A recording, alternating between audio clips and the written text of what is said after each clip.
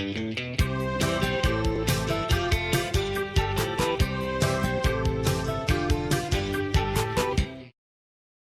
Cheers! Welcome to Movie Bitches! Episode 270. Tonight we're reviewing Elvis. The greatest show on earth. Baz Luhrmann's Is Elvis. it? Is No, it? I think it's just Oh, okay. Elvis. Is it Elvis with an exclamation point? Probably. Okay. No. Elvis, 2022. Was there a different Elvis? Oh yeah, there's John Carpenter's Elvis from 1979. Wow. And it's also just titled Elvis. Elvis. Elvis, the king lives on. So, wow. I'm excited to talk about this off the heels of Moulin Rouge for summer camp. I think, first of all, this fits in summer camp. This is camp. Yeah. Is it good? No. No. Is it watchable? Sometimes. Some of it. Unevenly watchable. Unevenly watchable. Did I enjoy it more than House of Gucci? Yes. Did you enjoy it more than Moulin Rouge? This is the big question. In some ways, I want to say yes. And in other ways, I want to say no, because at least there was like, oh no, but the music made me, my skin like, so yes. The wheels that were turning. I really honestly don't want either. He can have them. Can I say I choose neither? But I think I probably would rather watch this again than Moulin Rouge. No, Moulin Rouge is at least more laughable.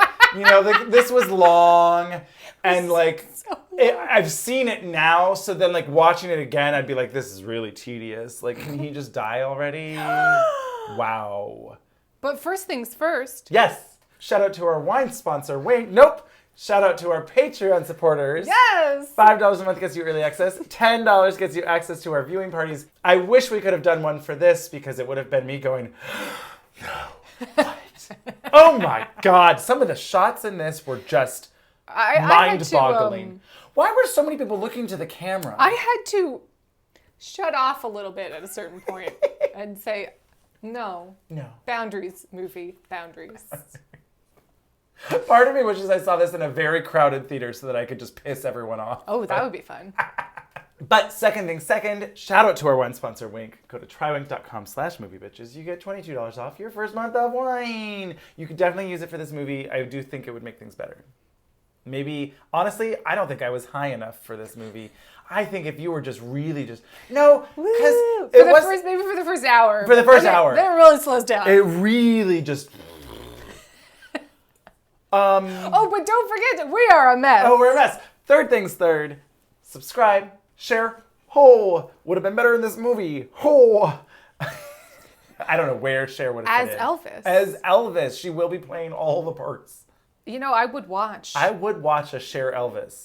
Then I'm walking in Memphis. I think I would prefer Okay. a jukebox musical Yes. with Elvis songs. Absolutely. That would be a fun way of doing Not it. about Elvis. Nope. Just Just- some sort of fun story, and Yep. also we're covering Elvis songs. Sure. Yeah. So overview. Yep. I did not like this movie. It was a chaotic mess. Yep. For the first hour. Yeah. And then slowed to a snail's pace. I think I am over, at the very least, musician biopics. I don't want to see him ever again. I'm over it. I'll watch the shit out of a documentary. Sure. And those are manipulative too, of course. Of course. Of course, but at least those are like In some trying way, to be trying fact-based. to be factual. I'm so sick of this. We just made shit up because we wanted to. Oh, fuck you. We went to like the more boring thing of making shit up. Why would you make it more boring than what actually happened in real life? That's what I don't understand. I don't get it. I don't get it. I don't know. I don't know. I don't know. I don't know why. Also, the weird thing for me about this is that it's not really a movie about Elvis. This movie should be called Colonel Tom Parker. Tom Parker. I am the man who gave the world Elvis Presley. Without me, there would be no Elvis Presley. Who is played by Tom Hanks, and whatever accent work. I think Tom Hanks went to the same school of accents as Jared Leto, because these are just the mock-ups. You know, I don't know. I think it's wonderful, the following, the people supporting him, and what else can you say? If Elvis is anyway looking down, I think he's laughing pretty good with what's going on. I'm not sure. I think he was trying to be Dutch. I genuinely think I read that. I might be wrong. But then this accent that came out of his mouth. We are the same, you and I. We are two odd, lonely children. Yeah, at one point, I think he just sounded like Walter Matthau in IQ doing Einstein. I, for one, will never believe that God plays dice with the universe. I was just like, what is this now? Well, okay. The fundamental structure that we start with is, in my opinion, flawed. It is insane. So Colonel Tom Parker is our main character, our narrator, our unreliable narrator, but I don't think that's the point. I think it is. Here's my theory. Okay. I think... Because he's the villain. Yes, fully the villain. The movie starts and he says, I'm not the villain. There are some who'd make me out to be the villain of this here story. I didn't do anything wrong. All the bad stuff everyone says about me is wrong. Then I watched an entire 2.5-hour movie where he is proven to be the absolute villain of said film that he is narrating. And then it ends with him saying, it's not my fault. It wasn't my fault. It was his love of your, it was your love. The audience. The last line of, I was so Well, the last line is Elvis has left the building. Well, that was upsetting. The last voiceover dialogue is, I didn't kill Elvis. Oh, right. The pills didn't kill Elvis. I'll tell you what killed him. It was love. His love for you. The love of his fans killed Elvis. So I'm watching this movie going, no, sir.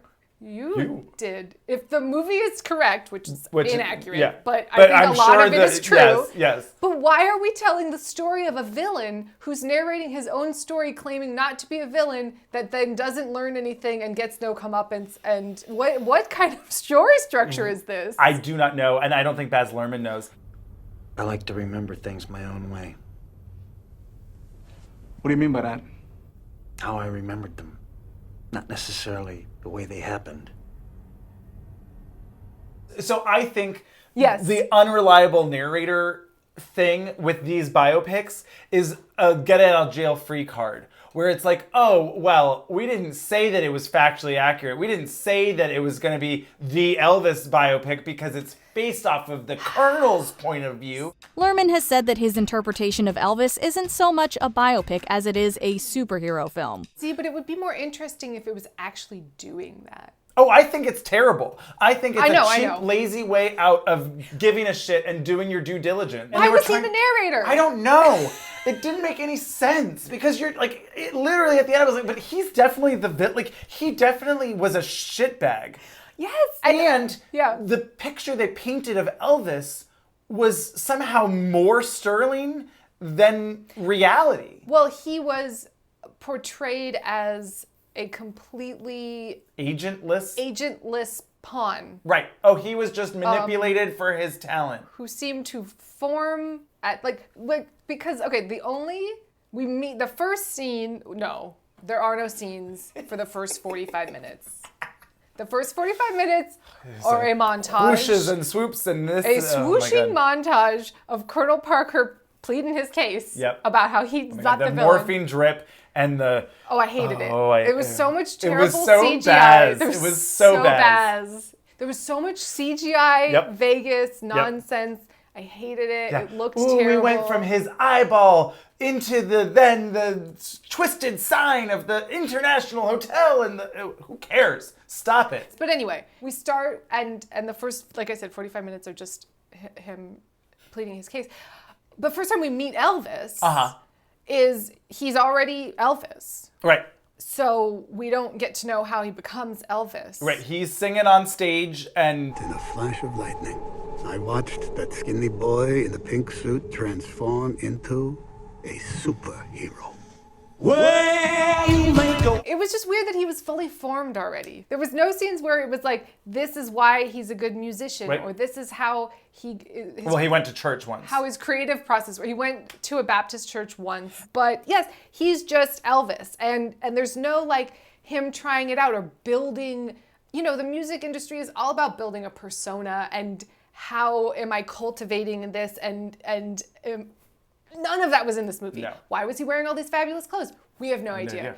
Artistry, none of it. Musical choice. It was so wild. It was wild to me too that like what was very frustrating was that clearly this movie was not subtle in any way. So anything that was unsubtly told then had to be repeated too. Yes, of course. Of course. When you have all of these different angles that you could have taken or sort of trying to take, why go to the Tom Hanks Colonel point of view for the whole thing? I guess because all of that came out later. Like so I watched the John Carpenter almost 3 hours Elvis TV movie starring Kurt Russell. Okay. I liked it a lot more. It's a lot more of just a regular movie, but there were so many scenes. It was so refreshing where I was like, this is a scene that's conveyed information to me, and I've learned something about the characters that will then inform me later to how they're feeling about something. I was just like, what is going on? But there was the shortest little visual cues where you go, oh, I get it.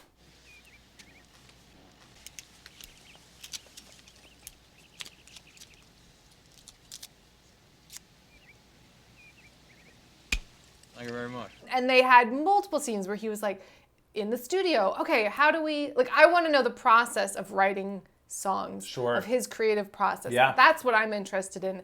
That doesn't seem to be what anyone telling a biopic is interested in. Right. But, you know, oh no, that was too fast, or I want to try this, or this wasn't quite right. All of those scenes are so helpful. There's a scene where he's talking about how... Hey, we got to talk about wardrobe now. Now, if you work out like you did on the TV special, you're going to perspire a lot. You ain't kidding, man. I'm going to be wet clear through. It's like what? He gets really sweaty, and that's why... Well, we did see that. That's why he wanted to wear, like, it was inspired by a gi, those long, deep V suits, so he could breathe and not be so sweaty. And I was like, I love that. Everybody in Las Vegas wears Tuxedos, and I don't want to do that. Maybe something open, something loose, karate style, like a gi, you know? Okay, that's good. We'll see if Bill Ballou can make it. All right. How interesting. Something about this person, this, like, public figure that I never knew. Never knew. But it was so iconic. And so, obviously, the 79, I think it's 79, 78, Elvis, none of that stuff about Colonel Parker had been uncovered yet, right? Because it wasn't until he died. Later, we find out about all of the debts and the gambling and all of that stuff. So, like, I get it. The John Carpenter one is missing a lot of pieces, and it's obviously glossing, and, you know, it's like a tribute to Elvis, of course, and doesn't... But, I mean, there was a lot of negative stuff in there, too, about him, you know, having anger issues and all kinds of stuff. So, and Shelley Winters gives a camp-tacular performance as his mom. Love it. Was really into it. Elvis, your hair's black. Just like yours. Oh, I wish. Mama, is there anything wrong? Wrong? So anyway, I really enjoyed that one because it was more of just like what I want out of a biopic. With all the caveats of obviously it wasn't perfectly the truth and there was things that they mushed around and whatever. But it showed him developing the character of Elvis. And this was like, he's Elvis. Because he is. He just started dancing and was just like, keep wiggling, boy. And it was just like... Business is booming montage. And now he's Elvis. I mean, they montaged through his entire film career in 30 seconds. I was so confused. I was so surprised. I couldn't believe it. It was just like, what? Done. Yeah. Let's spend another hour in Vegas. Right. You know, because it was all about fucking Colonel bullshit. Yeah. And I just didn't care. But he was Colonel Parker was very involved with all of the movie choices and all of that stuff. I'm sure. Too. That's why I was really confused. Both the John Carpenter one and this one, no mention of Jailhouse Rock, which I find to be, maybe there's rights issues, I don't know. But that's like, to me, the iconic Elvis movie. Like, I think it's in the National Registry to like save, you know, for posterity or whatever. So, and actually, a lot of the plot of Jailhouse Rock is kind of like Colonel Park. You know, there's like an older guy who gets him in the business and has him sign a contract that's, you know, kind of mostly a handshake and whatever, and he has to kind of stand up to him and all of these things. I was like, that would have been a good parallel. Yeah. Again, I don't know if there's like weird rights issues, but it was weird. That is weird. We got nothing from Blue Hawaii. We got nothing from Viva Las Vegas. Maybe Anne Margaret would have sued them if they put her in the movie. I don't know, but... Yeah, I don't know. Strange. Literally a 30-second montage of his entire film career. It was just like, what? So strange. And then they talked about fucking Stars Born for like 5 years, but... that was sort of interesting. It was at least kind of funny. It was like, oh, yeah. I was like, oh, the possibilities. Huh? Yeah. That would have been something. Yeah. Huh. apparently Barbara really wanted him. Was that in the movie or was that somewhere else that I read? Mm-hmm. Okay. Well, I don't know. But yes, they talked about it. Okay. Yeah. Yeah. So that would have been pretty interesting. Yeah, this is what's weird. I left this movie feeling like, gosh, I don't know if there was enough subject matter to make an interesting movie. You know? Which isn't true. Which can't be true. Yeah. But it's like, what? But the movie itself didn't have enough story, really. Yeah. Well, it montaged through everything. Bored. It montaged through his career.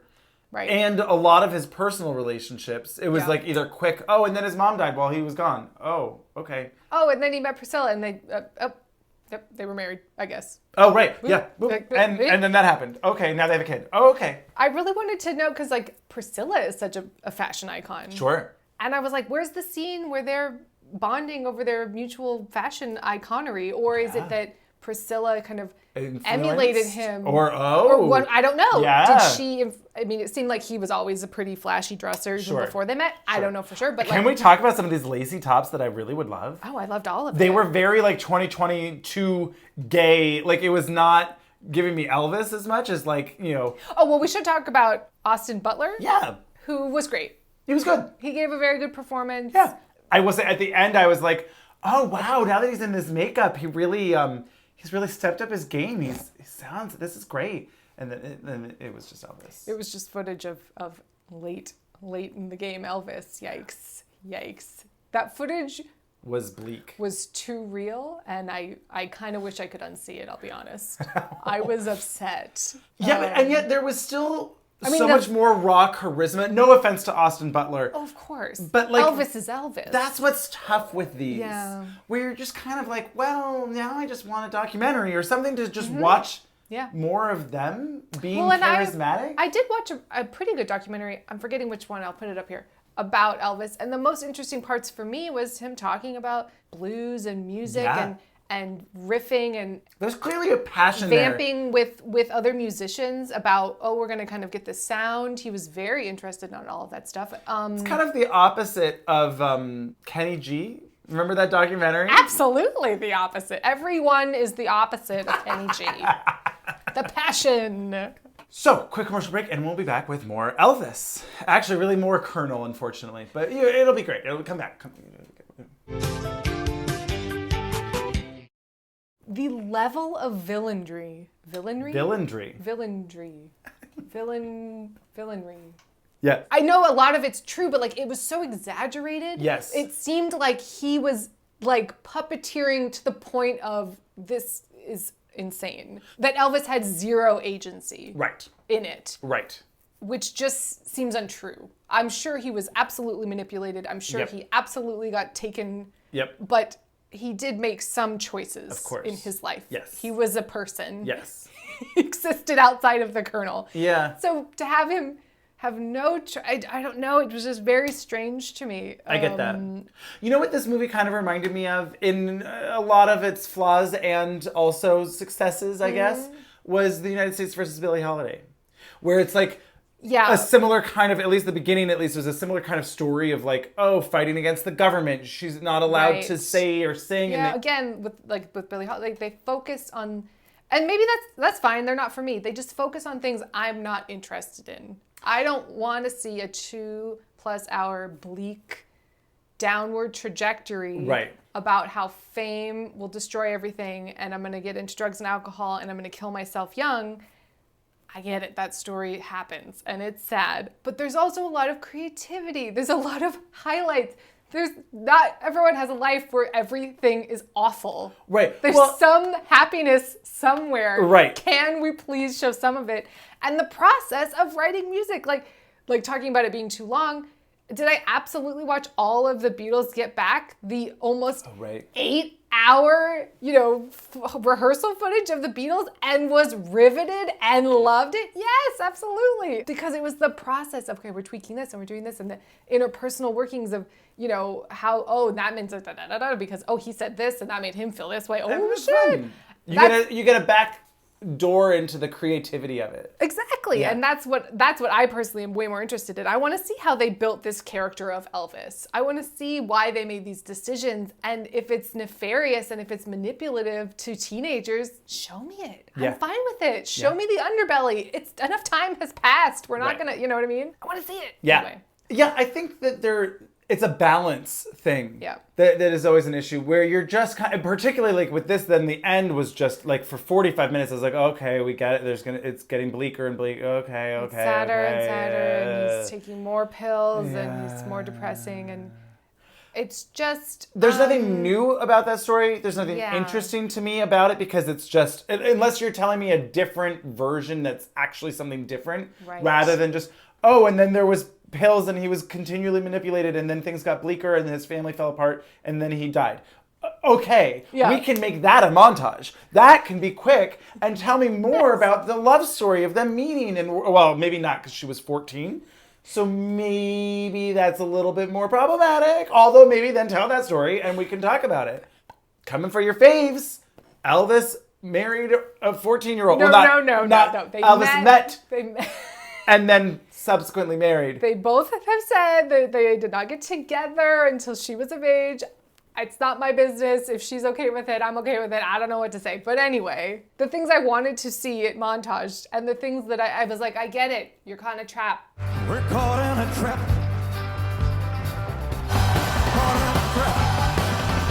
Caught in a trap. We know. We got it. We got it. And we talk about the he's white scene. That's the thing.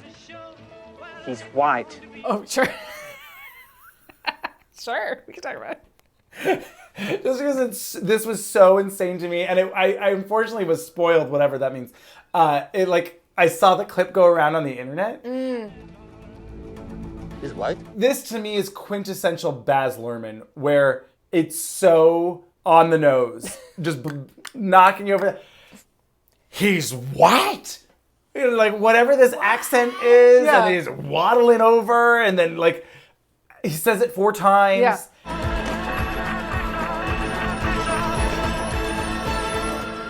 What? Crazy. Yeah. The camera because work. we didn't see any. So originally Elvis was signed with, I'm forgetting his name, but with like Sun Records. John's son or whatever it was, And he worked his butt up. I mean, I saw this in the John Carpenter one, and again, how much is real, I don't know. But like he worked his tookus off to, drive around the country trying to make an album, sell the record. He got Sun. In that movie, the Sun record guy is like, again, he's also like, wait, he's white? Oh, we can sell this. But it's much more like, great, I can make money off of this. Yeah. And that's fucked up. Can I ask you, not to cut you off, but like real quick as we're talking about people that he worked with, who the fuck were these 2 guys that show up later on that were like the rival producer-y people? Oh. They came out of nowhere. For the special. Yes. So apparently when he did that special, it's called like the 68 something. I forget what it's called. It's called something. But anyway, that was true. They kind of kicked Colonel Parker out of the rehearsal space or whatever, kept him at a distance so they could do more of what they wanted to do and less like cheesy Christmas stuff or whatever. But they really became main characters out of nowhere. And I was like, what about Elvis's band? Like, I would be interested to know, because he brought, he played with musicians over a long period of time. In the Carpenter one, one of them is his sort of bodyguard friend person he met in high school, and he comes throughout the whole movie, and that was interesting. I don't know if it's true, but that was interesting. And his 2 main musician friends, they're like characters in the movie and are contributing factors to the music, and you're like, that would have been nice. How interesting. Yeah. But no, I don't. Those guys were 2 producers that tried to get him away from Colonel Parker and were not successful. I just literally was like, I've never seen these people. I have never seen this man in my life. One of them was an actor. I'm sorry to this man. I think one of them was Luke Basie. I think you're right, because I saw that show up later. So I have seen that man before in my life. But in the context of the movie, film, I had never seen him. I had never, I was like, I don't know who these people are. And now I'm supposed to care about them. Or not. I don't know. Didn't it feel like the first 45 minutes were like extended scene of that terrible casino money montage from Mamma Mia? Like, you remember the terrible montage in Mamma Mia with like the spinning to chips, and it's like money, and it's like really suddenly some weird cheesy montage that's terrible. And I was like, wait, did Baz Luhrmann take over Mamma Mia for 5 minutes? Because that was what the whole first 45 minutes felt like. Oh my God! Well, remember Tom Hanks? In a wheelchair with an IV drip. Throwing the roulette in like a weird CGI'd. What's this now? I don't know. It was crazy. I just fundamentally did not understand the choice of making the villain the narrator protagonist. No. And nothing is uncovered. It's not a Wicked situation. No. But if you had only known the backstory, you might have sympathized with the Wicked Witch. No, it's just like, I'm not evil. I'm clearly evil. Right. I'm not. No, and it was so bizarre. I was like, no, you definitely are. You're definitely a full asshole. I don't know what's happening. And I think there could have been a much more nuanced and interesting way of doing it if you had just gone chronologically from Elvis's point of view and you see them come together. You see, well, he's a little crazy, he's like this carnival guy and he's looking for a show. Oh my God, that whole scene in the Ferris wheel. God, who cared? The whole Ferris wheel conversation with Parker never happened. Parker also wasn't present at the show depicted in the film, where Elvis overcomes his performance jitters with some jiggling. He was my destiny. There was a thing where they like painstakingly put, they recreated that special. Right. Right, and someone edited side by side with the real one, and I was like, who cares?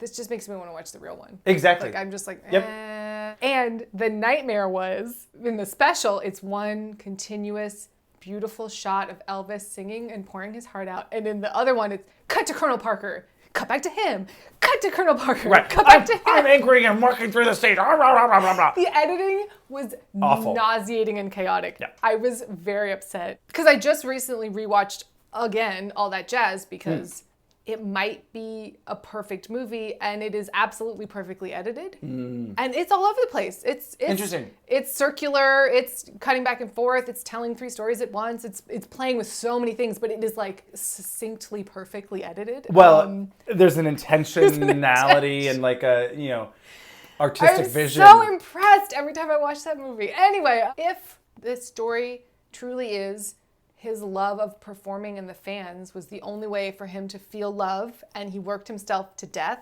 via a sort of manipulative manager. That's interesting, but that's not really, that was tacked on at the end. When he said the pills didn't kill him, right? I didn't kill him, it was love of you. The love of his fans that killed him. I was like, what? This is Banooners. Yes. What? That's the point of this movie? I think I'm gonna stop watching biopics. I think so. Because I don't like them. Yeah. And that's all I can say about this. Yeah. This was the last one. I think I'm good. I think so. Honestly. I can't remember a single one that's come out in the past 10 years that I've enjoyed. And I feel like if I went back and watched some that I used to like, I wouldn't like them anymore. I think if I went back and watched La Vie en Rose, I probably wouldn't like it. Ray, Walk the Line. You know what I mean? Like, remember when all this started? Yeah. And it was like, oh, wow, that was interesting. Oh, that was good. I didn't know that. Yeah. But now that the veil has fallen, it's just the formula is too repeated. It's tired. It's just so tired. I'm so over it. Smaller scale. Yep. I want to take it down to the minutia of That's why maybe, I still don't think I'd love it if I rewatched it, but the Judy one with Renee Zellweger, right? Oh, I don't think I ever watched it. Oh, yes, we did. We saw it together at TIFF. That one was at least small in scale because it was just over that few weeks. I'm so sorry. Yes. We were in the theater together. I still don't think that movie's great or it's going to stand the test of time. I think her performance was very good. It was a nice, I think at the time we said her performance was good. The movie was not. Yeah. But again, it scaled it in. Yeah. Speaking of, I just watched I Could Go On Singing, Judy's last movie. Okay. Very interesting. I liked it. Cool. A little slow, but it was like an adult drama. Oh. I was like, I haven't seen one of these in ages. And Judy's there. She's singing. Love it. And it was kind of too real. But in a good, kind of good way. Yeah. There was a scene where I watched it on TCM where I was like, oh, that just like she just spoke through the camera to my soul, and I was not mine, but anybody's soul. Like if you watch the scene, you're gonna be like, oh my God, I'm destroyed. And then at the end, Ben Mankiewicz comes in and is like, so anyway, they were gonna do that scene and cut it up and da-da-da-da, and they did it all in one take, and everyone on set was completely floored by her performance, and they were like, oh my God, we have to just use that take. She spoke to our souls. Oh my God, and it was amazing. like, oh my gosh. So anyway, love it. I could go on singing. There you go. Go watch that instead of this. This was just not good. Everyone I've talked to who's, you know, like I was talking to my optometrist, and he's like, did you see Elvis? And at that point I hadn't, and no. And he goes, yeah, I liked it. Tom Hanks was strange. Like, that's the main takeaway. It seems like people fundamentally are like, it's a strange choice. But, you know, then he sang some Elvis songs. I liked it, I guess. You know, a lot of that, and I've we heard didn't that. even talk about, like, the Baz Luhrmann-ness of, like, incorporating the rap into it. Oh, right. But just very sparingly. Like, it seemed like there was maybe a larger goal of, like, you know, like, they wanted the soundtrack, like, in Great Gatsby to become a thing. And it was like, but that never happened. This didn't have as much of a point of view as Gatsby. No, it did not. Yeah. It was not successful. This is not a successful film. It is somewhat watchable, but really it's a bit of a slog. Yeah. Particularly at the end. At least the first hour is moving. That you're like, okay, crazy shit's happening. I hated the first hour. Well, it's very Baz Luhrmann. Sure. I hated the first hour. It was chaotic. It was a mess. I could not follow what was happening. I was like, this is a mess. And then when it really slowed down, I was like, oh, at least these are scenes. Sure, but Still boring not good. ones. Still not good. But I was like, okay, we've taken... And then we spent so much time in that fucking casino theater, and I was like, I don't care. Because they paid all the money for that stage. Wow, right. That was the funniest part about watching both Elvises, was the stage in this is so grand. Oh, sure. And then you watch the TV movie from the 70s, it literally looks like a high school auditorium. I love it. And I was just like, this is quaint. That's so sweet. How cute that is. That's so cute. But I preferred it. So, I mean, if you can get your hands on the 70s Elvis. Kurt Russell Elvis, I enjoyed it. Cool. Again, with the caveat that it's probably not accurate, but I enjoyed it. Well, right. So, Just as a movie, it was just like a well-made movie. Well, that's Thank God refreshing. for John Carpenter. Anyway, cheers!